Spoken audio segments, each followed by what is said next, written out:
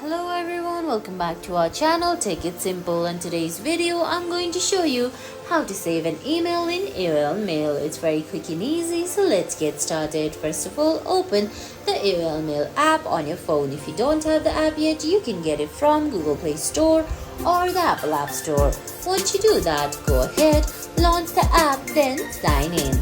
Now on the screen you can see options like mail, home, receipts and subscriptions. Now you're gonna have to tap on mail, then look for the mail that you want to save.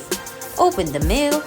From there you can see options like delete, archive, move, reply and more at the bottom of the screen. Tap on more.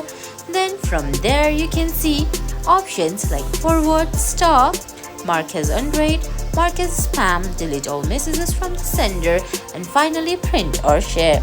Tap on print or share. Once you do that, go ahead, scroll down, and there you can see options like copy, open in, markup, print, new quick note, save to files, etc. Select save to files and tap on save from the top right corner. And guys, that's it. That's how you save an email in AOL Mail. I hope you found this video helpful. If you did, please give it a thumbs up, leave a comment, subscribe to our channel and hit that bell icon. See you in the next video. Thanks for watching.